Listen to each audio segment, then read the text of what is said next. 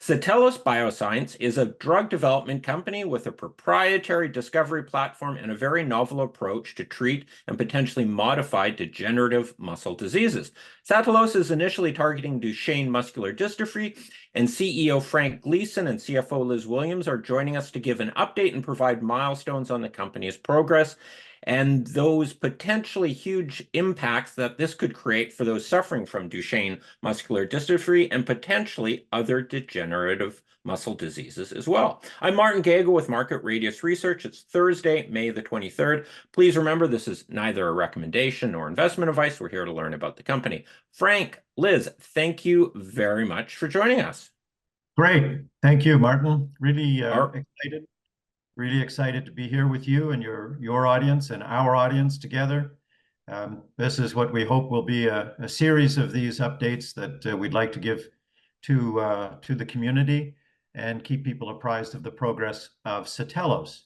So the first thing I'd like to comment on is our new look motif, where we've tried to capture the idea of muscle and muscle in our imagery and in how we present the company, because what we're trying to do is bring back muscle. This is not something that anyone has ever tried to do before, to reset the body's ability to repair itself from inside. This is a completely novel scientific idea and approach, and we would be world leaders in moving this forward in a successful way, which is what we hope. So I'd like to take a few minutes, Martin, before we get to the Q&A, and provide an update, a little bit about the company, a little bit about our upcoming events, and set the scene that will then allow us to move into a dialogue with the audience. And hopefully my slides will actually move. Wonderful. Okay, so we are a publicly traded company, so of course the usual legal disclaimers. So the first thing that I would like to make clear to everybody is that Satellos is developing a pill intended to regenerate muscle. And what regenerating muscle means in this context is repairing and bringing muscle back. Muscle is a regenerative organ. For example, the liver is a regenerative organ. The tail of a newt is regenerative. And what regenerative means is that if it gets injured and it gets hurt, it comes back. And muscle does that. We're talking about skeletal muscle. Skeletal muscle is the muscle that allows us to move our skeleton. It's the muscle that allows us to function, to have strength. And when we damage muscle, when any of us damage muscle, it naturally repairs itself. It does that throughout our lives. It gets less efficient as we get older. It's more efficient as we're younger, but it's the same principle throughout our lives. And we've discovered how that process occurs, the genesis of that process. My co-founder, Dr. Michael Rudnicki, is a world expert in mapping out how muscle regenerates. I'll get into that a little bit in a moment, but our discoveries are truly disruptive discoveries and represent groundbreaking science, all from a Canadian base. I'm showing you an image of our actual pill, SAT3247. That's actually an image of a run of pills that we have had made at our contract manufacturer in Ontario. The markets for our technology include muscle disorders, injury, and aging, and these are very broad-based possibilities. And we're about to enter phase 1 clinical development. So that means we are on the cusp of transitioning from a preclinical company to a clinical company. And in a moment, I'll show you what that could mean from a market's point of view. And just some highlights. Our approach is unique. It is differentiated from all other approaches in the field of muscle and in the field of Duchenne muscular dystrophy in particular. And the potential markets move into the multi-billions of dollars. We're at this inflection point, as I mentioned, moving into a clinical stage. We have been working since we created the company to get to this point, and we're just delighted that we're right there. We will have ongoing news flow and milestones over the next 12 months that perhaps the audience is more accustomed to seeing. Until now, we have been both a discovery stage company and a preclinical company, and it is admittedly difficult to articulate the progress we've made in tangible ways because so much of it is scientific in nature. And now we're moving into the point where we will have third-party data in human beings that we'll be able to start reporting on an ongoing basis. Our management and board have been there, done it before, in biotech, in drug discovery and development, and have track records of success. And our company is well positioned with strong healthcare investors holding over 50% of the stock and insiders holding approximately 15%. And you may notice a number of us invest on an ongoing basis. So we believe in what we're doing, and we believe in the potential of where this could go.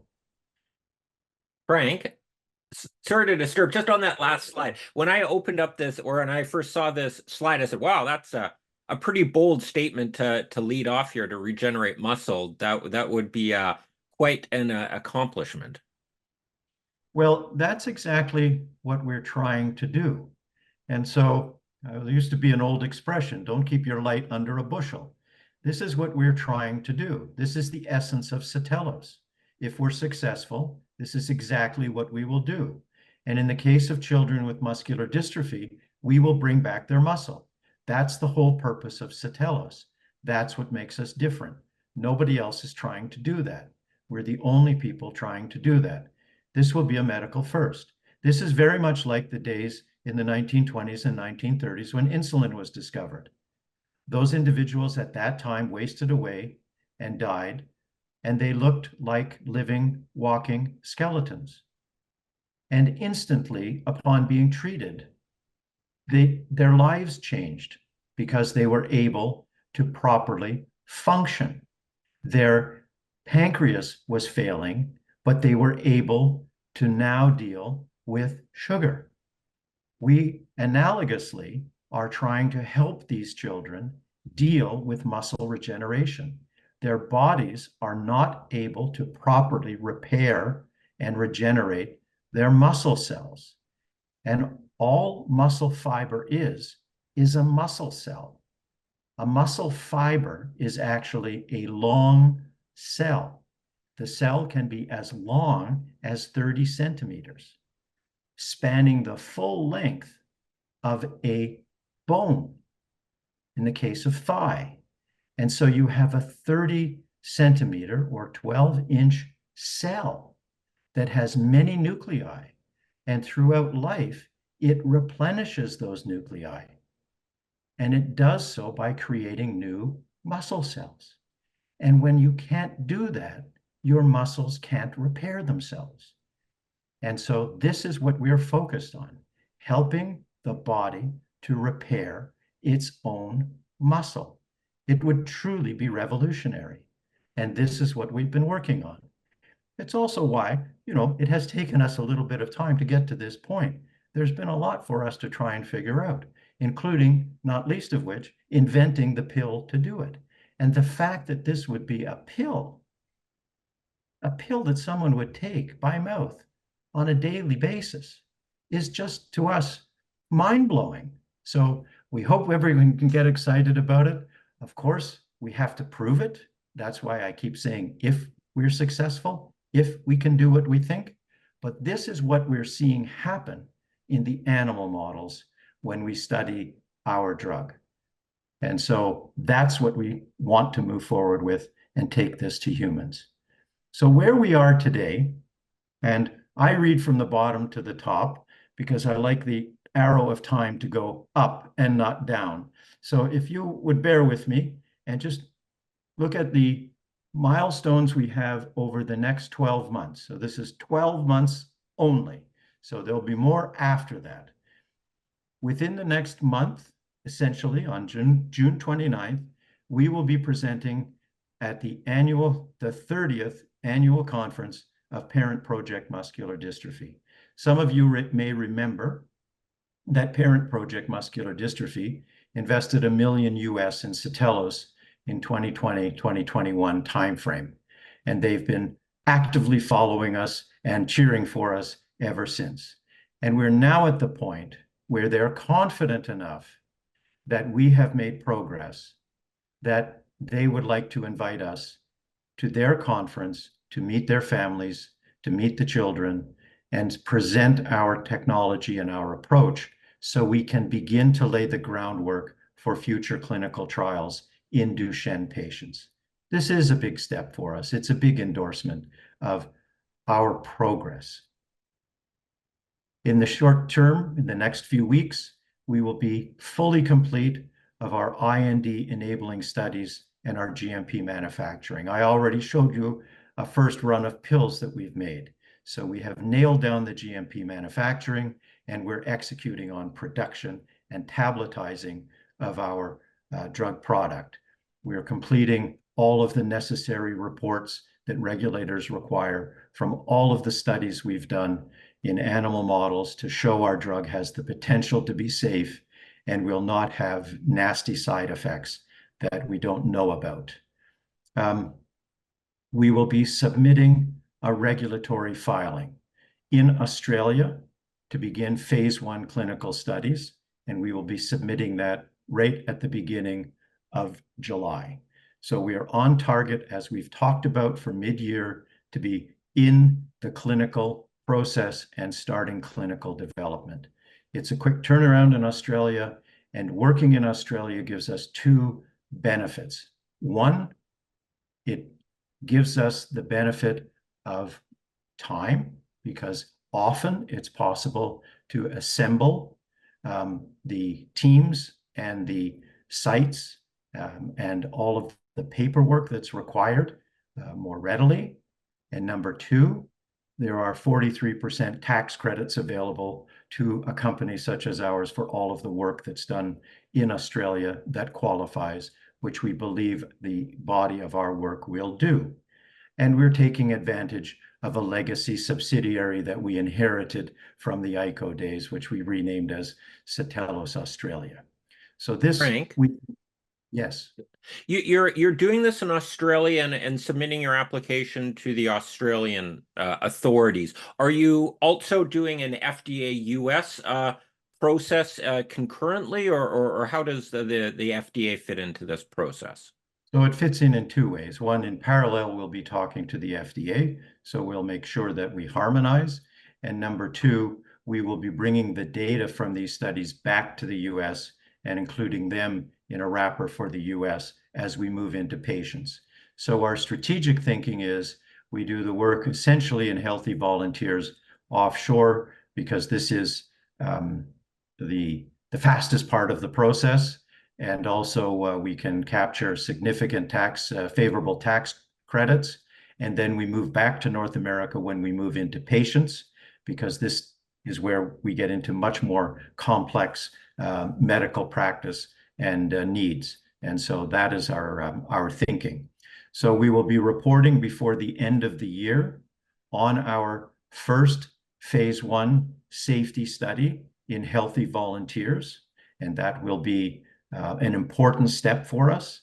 Then we will continue and do a PK study in Duchenne patients so that we can get confirmatory evidence that the distribution properties of the drug in serum, in blood, are similar in both healthy patients and those living with Duchenne. Then we will move in and do what's called a pharmacodynamic study, which will give us evidence of being on mechanism. And then we will start our phase 2 program in Duchenne patients, which will be our proof of concept study that will allow us, if successful, to show that we are actually having an effect on the disease, which will be a massive step forward for the field, we believe. So that's what the next year looks like for Satellos. We are going to be very, very busy. There are a lot of moving parts. We've got a fabulous team to execute on all of this. and there'll be plenty of news flow. And we will pick the most appropriate time to move to NASDAQ. So NASDAQ is a goal that we've talked about before with the market and something that we want to achieve, but we will not do so in any way to compromise the company or to compromise shareholders. This will be done in a way that makes the most sense for Satellos. We think the likely timing is towards the end of this year or early in 2025 when we have more data in human, but we will let the market guide us on that. And so we're making haste slowly on this one. We want to get there. We have lots of interest from the US financial community to take us to NASDAQ. It is up to us to do this judiciously, which we will, and we will do it when it's most favorable for Satellos and for the shareholders of Satellos. And Frank, just to highlight on that, there are two, when you're doing that, there are kind of two broad factors to balances. Where is Satellos internally? And then how does that line up to if the biotechs are hot or not, and trying to best align those two to get the maximum juice, so to speak, correct? Yes. So one of the things that we have tried to do in Satellos at all times is what's right for building value in the science and in the company. That's been our guiding principle. Do the right thing, sometimes not necessarily the expedient thing. And so far, we believe it's been a very good guidepost for us because we are now on the cusp of moving into the clinic. And as I said, to try to do something no one else has ever done. And we are very, very pleased with the drug that we've invented and moved along, and the data looks strong. So when we think about moving to another exchange, when we think about raising capital, it's all in the context of what's best to execute on the plan and what do we think we can do that's good for Satellos. It's really hard to pick the market in biotech. It's all virtually impossible, actually, to pick the market in biotech. At the beginning of the year, for about 6 weeks, every banker on Wall Street told us, this is the hottest biotech market in years. You have to jump all over it, get right out there. It's going to last all year, so let's get ready. And then within a matter of 3 to 4 weeks, they all started saying, well, things are starting to change. It's looking different. We don't know. What we found last year was when we went to market with a good story, despite really, really tough times, we found excellent investors, the cream of the crop, and we didn't get hammered in terms of massive warrant coverage and things of that nature that many other companies were. So we're very comfortable in the quality of our story.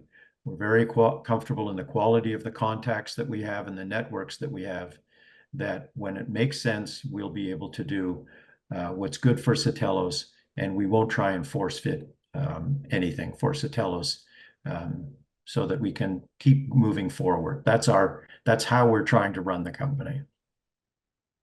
And then just with the NASDAQ reporting, after you report on the phase 1 or the phase 2 or second phase 1A, those are major de-risking events. So when those are successful, that could be a good sort of catalyst moment to do that. Absolutely, because that gives us the combination of proof. In other words, we've proven we can do something. Right now, we've proven we can invent a drug. Next step is we prove we can give this drug to people and it's safe. And we get the information on the pharmacokinetic properties in actual human beings. And then the next thing is that we can show them we have forward milestones that are the types of milestones that, you know, the market likes to see, that we're going into patients and moving forward. So we think that's a nice, you know, kind of junction between what we've done and what's coming. And so we're thinking towards the end of this year, the beginning of next year is the most logical time. Excellent. Thank you. Thank you. So let's talk about Duchenne just a little bit. Duchenne muscular dystrophy It's known as DMD, usually, and sometimes simply Duchenne. It's a fatal genetic disease. It's always fatal. There is no cure. 1 in 5,000 boys worldwide every year is born with this disease. It's entirely random. So it's the largest gene in the human body. It cannot be predicted beforehand.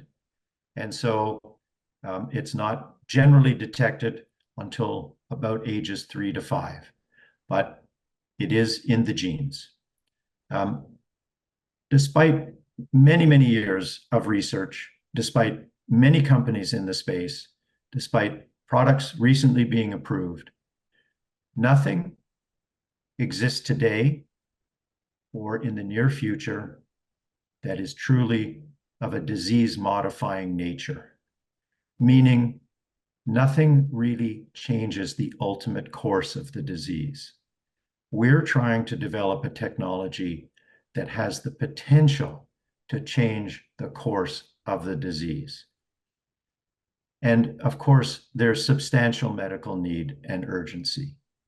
The vast majority of patients go untreated in any meaningful way. The standard of care is a corticosteroid treatment. Children at a very young age are prescribed prednisone or variations of prednisone, very nasty types of anti-inflammatory drugs to be on if you're an adult and need it, let alone a child. There's roughly 10,000 patients in North America at any one time, several hundred born every year. There are 5 approved drugs for DMD. As I mentioned, none of these drugs is truly disease modifying. That 5 includes the corticosteroids. It's a multi-billion-dollar market and growing. And there are multiple disease expansion opportunities for a drug that could restore muscle regeneration beyond Duchenne. And what's really, really intriguing to us and important from an investment point of view, quite frankly, is the value that the capital markets put on this space. So we've prepared this chart, which depicts essentially all the major players that are non-commercial, that are focused on DMD, either primarily or sort of as their co-number 1 indication. So these may be names, if you follow the space, you'd recognize: Solid, PepGen, Capricor, Edgewise, Avidity, Wave, Dyne, and Entrada. Sarepta's not on this page because it's a commercial company, and also because it actually doesn't fit on the scale, having a $10 to $12 billion valuation. But you can see here, we've tried to color code. We have color coded based on the phase of development. These companies are basically not in registration trials. They are all in phase 1 or phase 2. Edgewise is just about to start what they call a phase 3. Capricor is in a phase 3 trial with their technology, and we are just about to become a phase 1 company. So you can see we have roughly a $40 million valuation, and you can see these companies are valued significantly higher. So, companies that are not commercial, are not in phase 3 development with $2 billion valuations. This is because the market sees the opportunity and puts significant value on this space. Some of these companies have potential in other dystrophies, and so do we. We have potential in other dystrophies. We've already shown that with data in FSHD, and in the future, we will show it in other areas as well. So I'm not promising these valuations for Satellos.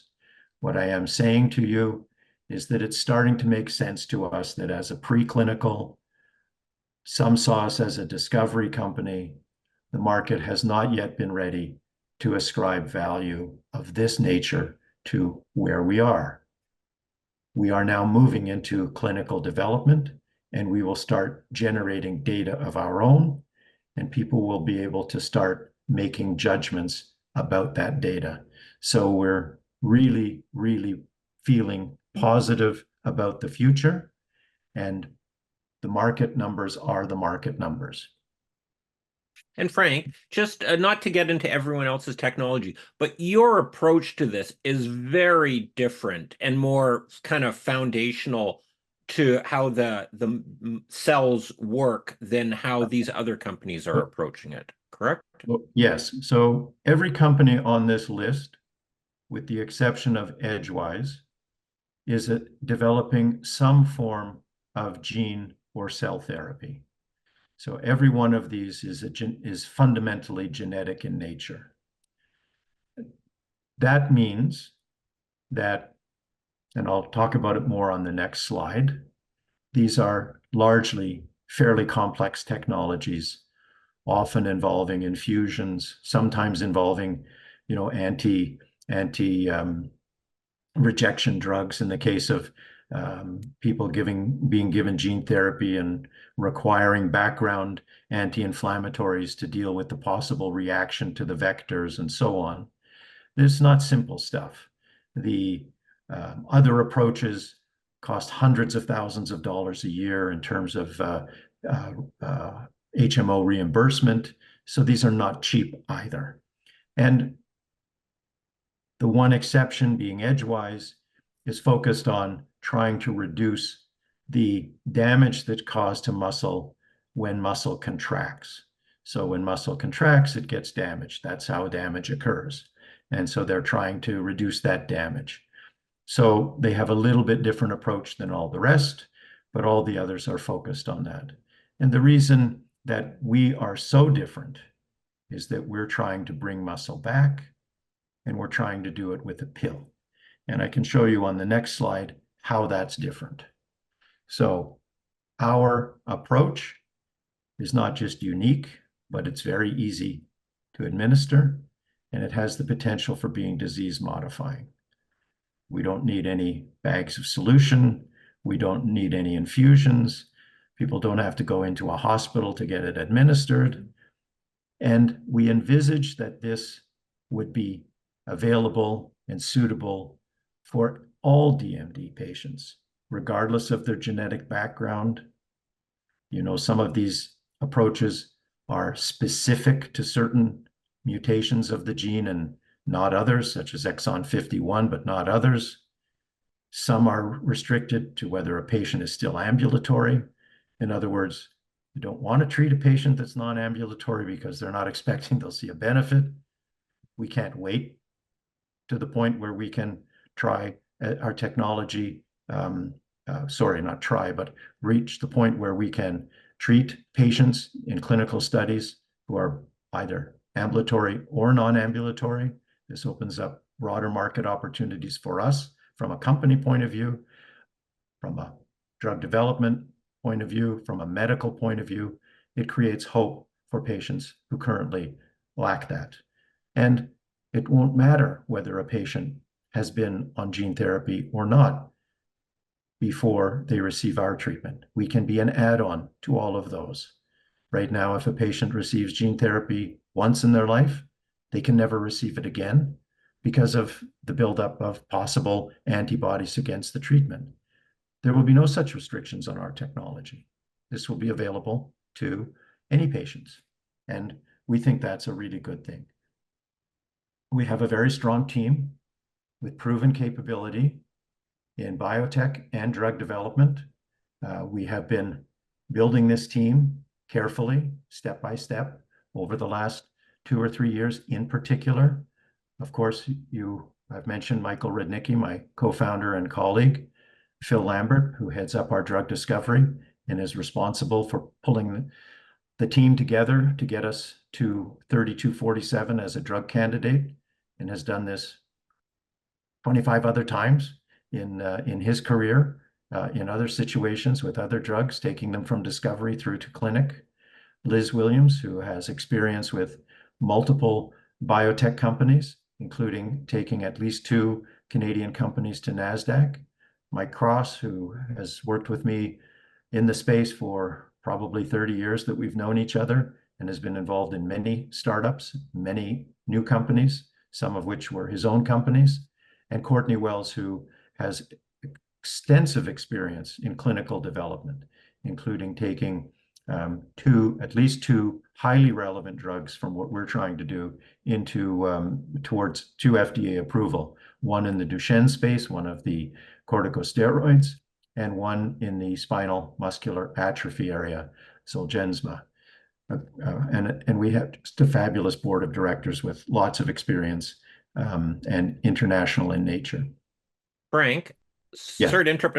Just going back, I think you should really just highlight Dr. Rudnicki's, just a few highlights of his resume. He is a profoundly exceptional guy.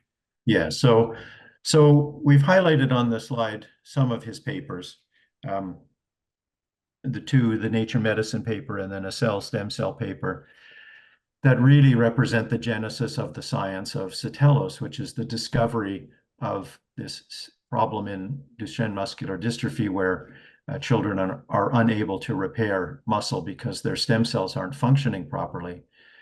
But more broadly, Michael has over 250 publications in leading journals, which puts him in a very, very elite group. So he is in the, he's, I don't know, he's certainly in the 1%, the 99th percentile, if not higher.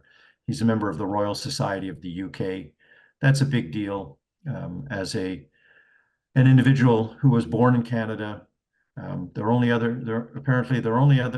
11 other Canadians, 11 other individuals born in Canada who have ever been elected to the Royal Society in the UK.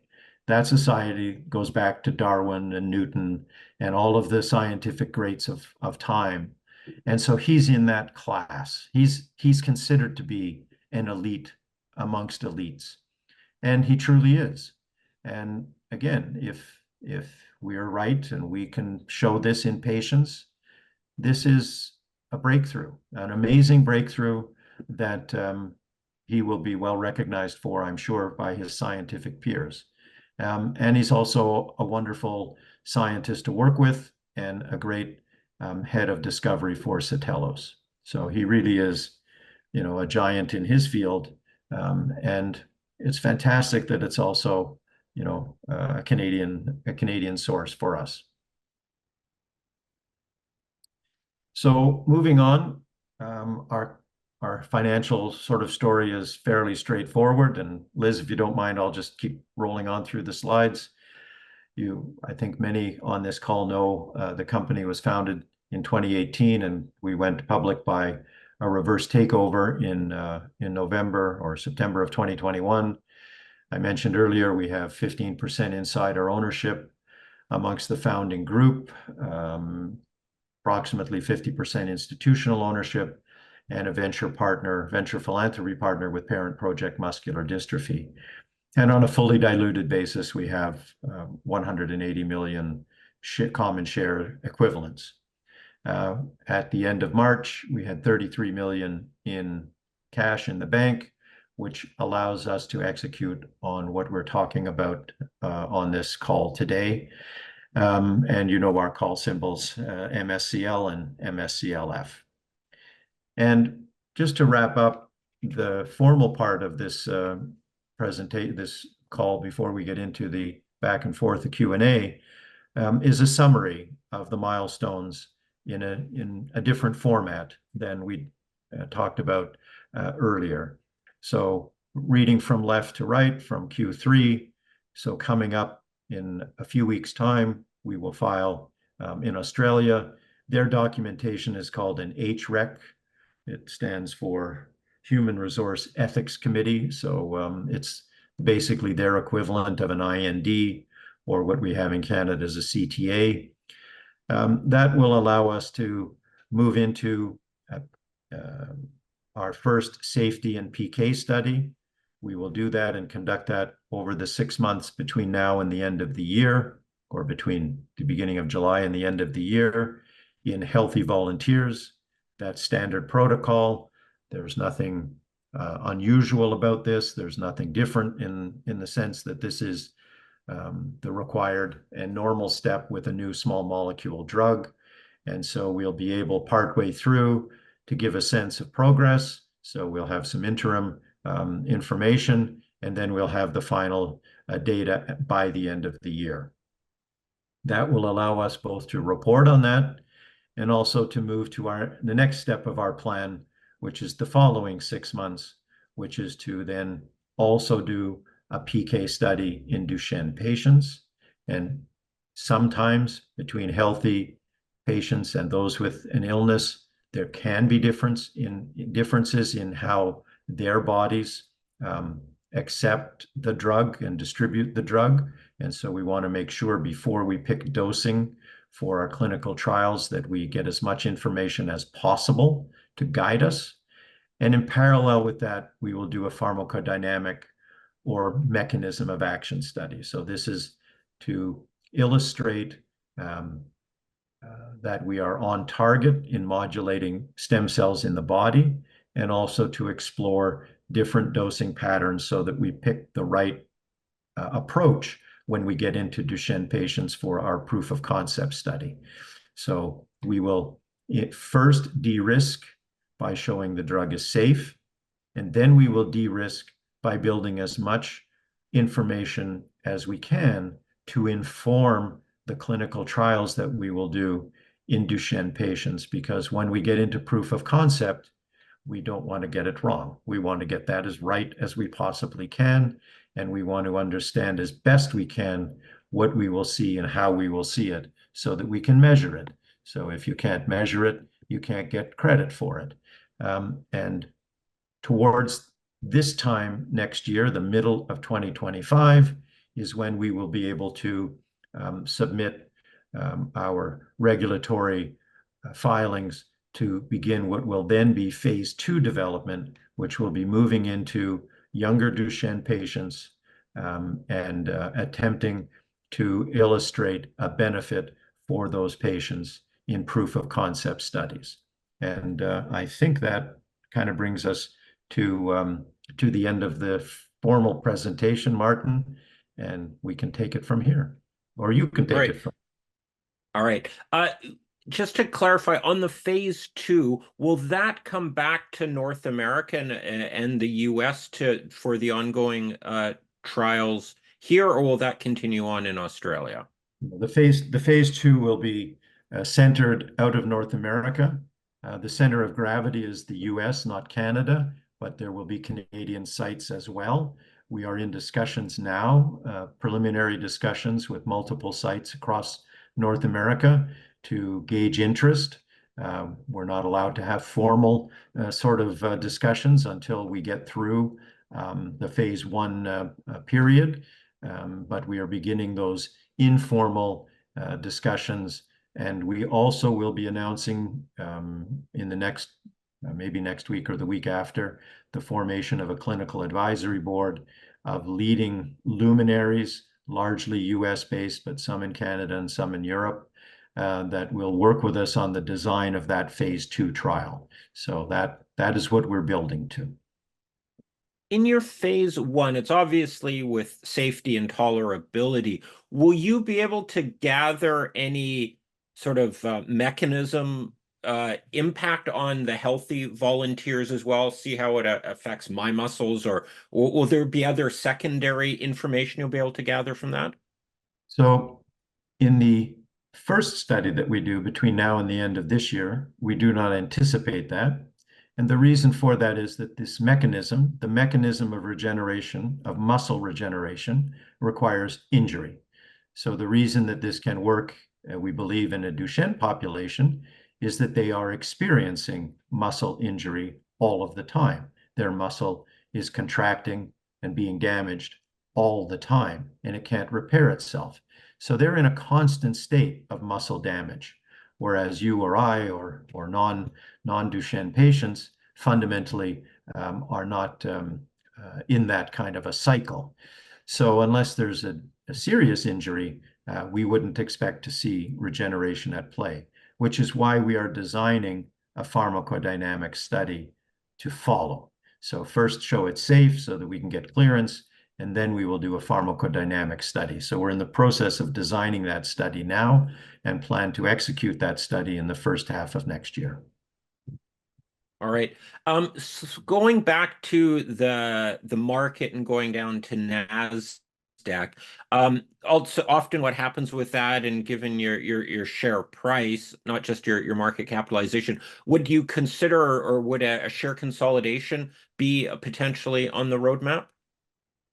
Yes, it's one of the things that we have to think about. And in our annual general meeting, we sought shareholder approval, which we received, I think, at 97% approval from shareholders to be in a position to undertake a share consolidation if that is needed. We're not obliged. We don't need to do a share consolidation for any reason at the moment. We don't plan to do a share consolidation out of the blue or just to do one. We will only look at a share consolidation if it's part of uplisting to NASDAQ and if it's part of creating greater liquidity for the company. Those are two absolute prerequisites for us. And then we would want to keep it to the absolute minimum that we would need to do in order to get to NASDAQ in a sensible way, have liquidity so that there will be support for the stock. One of the realities of Satellos is that there is light liquidity. So, of course, we are aware of that. We are very aware of that. And so we won't do anything to compromise the company going to NASDAQ and inadvertently making things worse. We don't want to do that. And quite selfishly, I don't want to do it for myself either. I mean, if we do that and it doesn't work, management gets wiped out too. So we're not going to do anything that will compromise the company in that way. But we have to realize that the potential here, the upside of Satellos, is so enormous that Sarepta gives us a guide, but that's only scratching the surface of what this could mean if we truly can restore, repair, and regeneration of muscle for human beings. And we don't want to do anything to compromise that, but we're going to need at some point to be on a bigger, grander, more appropriate exchange to attract the kinds of capital down the road that a company of that growth stature will require. All right. As you mentioned, capital here, you roughly have capital, I believe, to get you through your milestones in 2025. Yes. Am I correct on that? And could you just talk about your cash balance and your cash burn rate? And I guess as an investor myself, specifically, what is sort of the financing risk ahead in here in the next little and short or medium term? Yeah. So we do have 33 million in the bank at the end of March. That allows us to execute on this plan and provides us additional runway into later in 2025 through to the end of the year, depending on what we want to do after the middle of 2025. So we are comfortable on cash, and I'll turn it over to Liz if you don't feel I'm putting you on the spot, maybe to just chat a little bit more about some of the things that we're considering as we move the company forward. Yeah, so the company has a lot of interest from institutional investors. We have an excellent base of investors already, but there's a lot of additional investors that would be interested in participating in financing the company. So our goal is to make sure that we have sufficient capital at all times, so we don't get ourselves into a situation where we need to raise capital and accept whatever terms are available, but that we can pick and choose our time on the back of catalysts with the right investors that are participating for the long haul, and to fund the company for the next iteration of development. So given the indication that Satellos is working in Duchenne, it doesn't require a lot of capital to take 3247 right through registrational trials. That, very achievable for Satellos to do. So we probably shareholders saw in in March, we cleared a shelf with the OSC, the Ontario Securities Commission. And so what that does is it gives us the flexibility to take advantage of financing windows when they arise. So we don't have near-term plans to utilize the shelf. It's good for 2 years, but we don't ever want to be caught out with a slow regulatory process when the timing is right. So we're very careful with the capital that we have. As Frank mentioned, moving into Australia allows us to extend the runway as well, getting those refundable tax credits. We have a small team, we have very low overhead, and we try to maximize every dollar that we can towards R&D rather than G&A and overhead. I would guess, and I've seen this playbook happen before, is you're with the contemplation of a NASDAQ uplisting, and after you've de-risked it and got some good milestones behind you, to do sort of a 3-in-1 package. You uplist, you consolidate, and then you raise some money. You've got a year runway ahead of you roughly at that point, and then you can throw a couple more years of runway ahead of that. That would, you never know, you got to take the opportunities that come, but that would be a pretty good playbook to use, right? Agreed, absolutely. And we spent a lot of time studying other Canadian companies that have listed on NASDAQ. And it does appear that when you do a financing in conjunction with a listing, that provides the best opportunity for the stock to perform well. You've got additional sponsorship in the US then in terms of banks and analyst coverage. It increases liquidity and also is an opportunity for investors that are going to support the stock on NASDAQ over a long time to get in up front. So yes, that would make a lot of sense and part of what our plan would be. Yeah, because just listing in NASDAQ without a financing, a lot of Americans there, but no one who owns the stock in it, and trying to Yeah.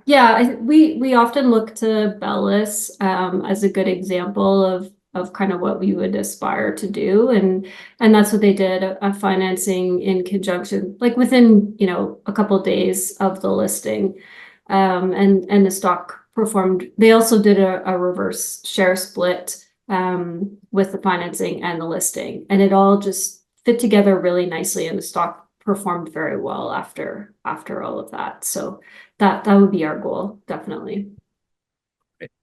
When on the regulatory side, when are your next key filing dates, or what have you filed to date? Are we waiting for any decisions back from any authorities at this point? We're not waiting on any regulatory decisions that affect our plans to move forward on clinical development. We will be filing those documents at the beginning of July. We have filed for rare pediatric designation, and so we're waiting on that response from the FDA. But they don't give us any notice of when they respond. It's sort of, they post it publicly before they tell the company. So we anticipate seeing that in the next little while, but that's up to them to decide. So we are waiting on that, but that's the only outstanding FDA type matter that we're waiting on. All right. We've covered a lot of information here. We're coming up to an hour, and I think we've hit all the questions from the audience here. Is there anything you'd like to add or comment on as we wrap things up? Liz, do you have anything you want to say or anything you think I should say? Well, I would just like to add to your excitement about what's happening at Satellos and how critical the next 12 months are as we transition from a preclinical stage to a clinical stage company. And we're doing everything we can to position Satellos for the greatest amount of success and give it the greatest ability to help patients. But for those investors who've been in the story for a long time, I know it's been frustrating how the stock has performed. It's frustrating to us as well, particularly Frank, who's been in the story from the beginning. But this is a really exciting and pivotal juncture for the company where the next 12 months have the potential to create a significant amount of value. So just encourage you to be encouraged as a shareholder that that exciting things are coming. All right. Okay, well, thank you. I think that's a great valedictory comment. So, Martin, I'd like to thank you for hosting us and working with us on this update. We will plan to do this with you on a regular basis, let's say on quarterly cycles, so that our market can be aware of that and also be ready for that periodic update.